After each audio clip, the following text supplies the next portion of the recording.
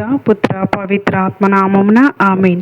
ప్రియ స్నేహితులారా, మీ అందరికీ దేవుని యొక్క ఆశీస్సులను తెలియజేస్తూ ఈనాడు తల్లి శ్రీ సభ 13వ సామాన్య ఆదివారాన్ని కొనియాడుతూ ఉండగా దివ్యబలి పూజ పట్టణాల ధ్యానాంశానికి మిమ్మల్ని అందరినీ కూడా ప్రేమతో ఆహ్వానిస్తూ ఉన్నాను.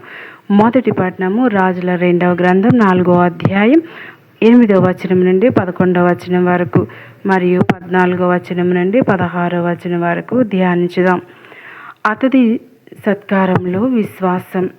షూనేము స్త్రీ ప్రవక్త ఎలీషాను దేవుని ప్రవక్తగా గుర్తించి అనేక గొప్ప కార్యాలు ఆమె జీవితంలో జరగటం మనం చూస్తూ ఉన్నాం.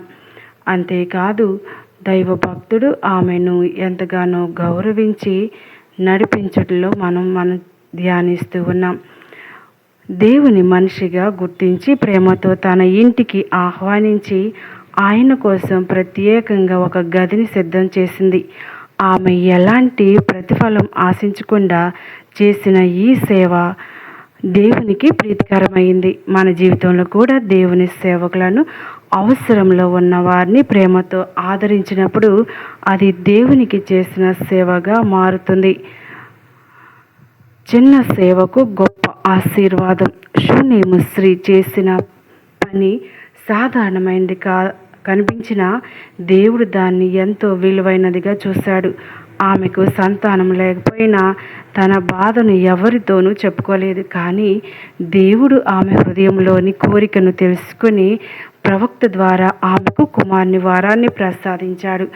దేవుడు మన మాటలు మాత్రమే కాదు, మన హృదయపు మౌన ప్రార్థనలు కూడా ఆలకిస్తాడు.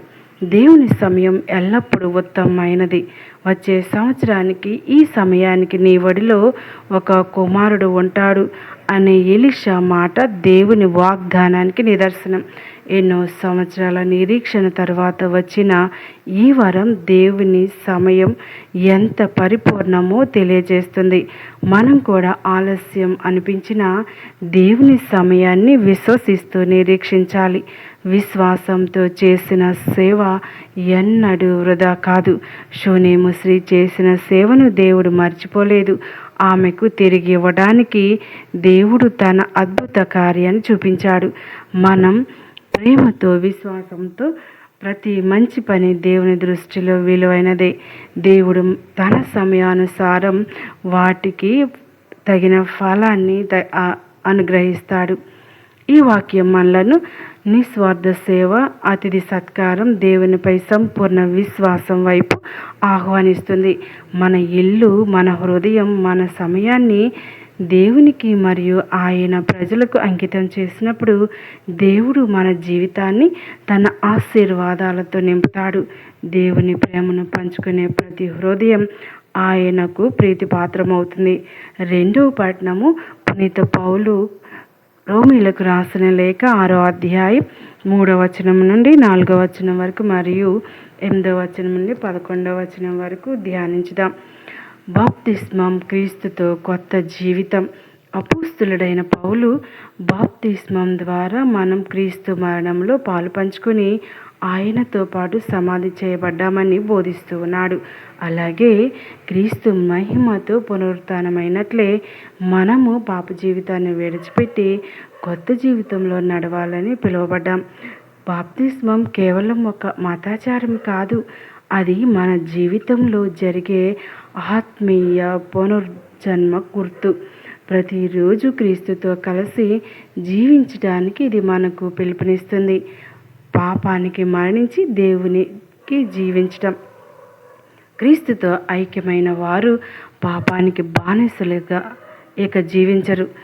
యేసు ఒక్కసారే పాపం కొరకు మరణించి ఇప్పుడు శాశ్వతంగా దేవుని కోసం జీవిస్తూ ఉన్నాడు. అదేవిధంగా మనము మనలను పాపానికి చనిపోయిన వారిగా దేవునికి జీవిస్తున్న వారిగా భావించాలి. మన ఆలోచనలు, మాటలు, పనులను క్రీస్తు స్వభావాన్ని ప్రతిబింబించేలా ఉండాలి. పునరుత్థాన జీవితం క్రైస్తవుని సాక్ష్యం. క్రీస్తు మరణాన్ని జయించి లేచినట్లే మన జీవితము ఆశ, పవిత్రత, ప్రేమతో నిండిన పునరుత్థాన జీవితానికి సాక్ష్యంగా ఉండాలి. పాత మనిషిని విడిచిపెట్టి క్రీస్తు ఇచ్చే నూతన జీవితాన్ని స్వీకరించినప్పుడు మన కుటుంబంలో, సమాజంలో, సంఘములో వెలుగుగా నిలుస్తాం. ప్రతిరోజు నేను క్రీస్తుతో జీవిస్తున్నాను అనే విశ్వాసంతో నడవటం నిజమైన క్రైస్తవ జీవితానికి ఒక నిదర్శనం. మరి మత్తయి సువార్త 10వ అధ్యాయం 37వ వచనం నుండి 42వ వచనం వరకు ధ్యానించినట్లయితే, ప్రియా స్నేహితులారా, మరి క్రీస్తే మొదటి స్థానం. ఈ సువార్తలు యేసు తల్లిని కానీ తండ్రిని కానీ నాకంటే ఎక్కువ ప్రేమించువాడు నాకు తగినవాడు కాదు అని చెప్పాడు. ఇది కుటుంబాన్ని ప్రేమించవద్దని కాదు, దేవునికి జీవితంలో మొదటి స్థానం ఇవ్వాలని సూచిస్తుంది. దేవుడు మొదటి స్థానంలో ఉన్నప్పుడు మన కుటుంబం ప్రేమ కూడా మరింత పవిత్రంగా, నిస్వార్థంగా మారుతుంది. సిలువను మోయటం శిష్యుని లక్షణం. తన సిలువను ఎత్తుకొని నన్ను అనుసరించని వాడు నాకు తగినవాడు కాదు అని ప్రభు అంటూ ఉన్నారు. సిలువ అంటే కష్టాలు, అవమానాలు, త్యాగాలు, బాధ్యతలు. క్రీస్తు శిష్యుడు సుఖాలను మాత్రమే కాకుండా విశ్వాసం కోసం ఎదురయ్యే ప్రతి సవాలును కూడా ధైర్యంగా స్వీకరించాలి. జీవితాన్ని కోల్పోయిన వాడే దాన్ని పొందుతాడు.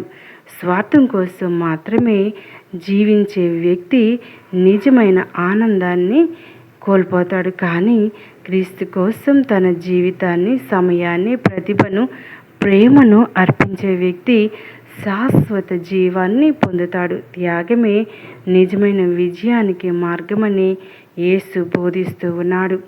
ఇతరులను స్వీకరించడం అంటే క్రీస్తును స్వీకరించడం. ప్రభు పంపిన వారిని ప్రేమతో ఆహ్వానించడం అంటే ప్రభువుని స్వీకరించినట్టే. మన గృహం, మన హృదయం, మన సంఘం ఇతరులకు ఆతిథ్యం, ఆదరణ, ప్రేమ అందించే స్థలంగా మారాలి. చిన్న సేవ కూడా దేవుని రాజ్యంలో ఎంతో విలువైనది. సేవకు దేవుని ప్రతిఫలం, ప్రవక్తకు ప్రవక్త ప్రతిఫలం, నీతిమంతునికి నీతిమంతుని ప్రతిఫలం లభిస్తుందని యేసు చెబుతూ ఉన్నాడు. మనం చేసే ప్రతి మంచి పని దేవుని దృష్టిలో నమోదవుతుంది. మనుషులు మరచిపోయినా దేవుడు ఎన్నటికీ మరచిపోడు. Praise the lord. చిన్న ప్రేమ కార్యాలు గొప్పతనం. ఈ చిన్నవారిలో ఒకనికి చల్లని నీటి గిన్నె ఇచ్చిన వాడు కూడా తన ప్రతిఫలాన్ని కోల్పోడు అనే మాట ఎంతో ప్రోత్సాహకరం. గొప్ప కార్యాలు చేయలేకపోయినా ఏ ప్రేమతో చేసిన చిన్న సహాయం, ఒక ఓదార్పు మాట, ఒక చిరునవ్వు, ఒక ప్రార్థన కూడా దేవునికి అమూల్యమైన అర్పణే. మన జీవితానికి సవాలు. ఈ సువార్త మనలను ప్రశ్నిస్తూ ఉంది. క్రీస్తుకు నిజమైన మొదటి స్థానం ఇచ్చామా? మన సిలువను ఆనందంగా మోస్తున్నామా? ఇతరులను ప్రేమతో స్వీకరిస్తున్నామా? నిజమైన శిష్యత్వం మాటలో కాదు, ప్రతిరోజు క్రీస్తు బోధనలను జీవించడంలో ఉంది. క్రీస్తును అన్నిటికంటే ఎక్కువగా ప్రేమించిన వారే తన రాజ్యంలో చేరతారని ప్రభు ఈనాడు వక్కాణిస్తూ ఉన్నారు. అయితే ఈనాడు మనం చేయవలసింది ఏమిటంటే, మన జీవితంలో త్యాగం, సేవ, వినయం, ప్రేమ పెరిగిన కొద్దీ క్రీస్తు మనలో మరింత స్పష్టంగా కనిపిస్తాడు. ఈ రోజు నుండి ప్రతి చిన్న పనైనా ప్రభు కోసం చేస్తున్నామనే భావంతో జీవిద్దాం. అప్పుడు మన జీవితం ఇతరులకు ఆశీర్వాదంగా, దేవునికి మహిమగా మారుతుంది. కళ్ళు మూసుకొని ప్రార్థన చేద్దాం. దయగలిగిన తండ్రి, కృప కలిగిన మా దేవ, మీ యొక్క పరిశుద్ధ నామానికి వందనాలు, స్తుతులు, స్తోత్రాలు చెల్లించుదాం నాయన. ప్రియమైన పరలోక తండ్రి, నీ కుమారుడైన యేసు క్రీస్తును మా జీవితంలో మొదటి స్థానంలో ఉంచే కృపను మాకు దయచేయండి. మా స్వార్థాన్ని, భయాన్ని, లోకాశక్తిని తొలగించి ప్రతిరోజు మా సిలువను ఆనందంతో మోస్తూ నిన్ను అనుసరించే ధైర్యాన్ని అనుగ్రహించు. చిన్న సేవలను కూడా గొప్ప ప్రేమతో చేయగల వినయ హృదయాన్ని మాకు దయచేయి.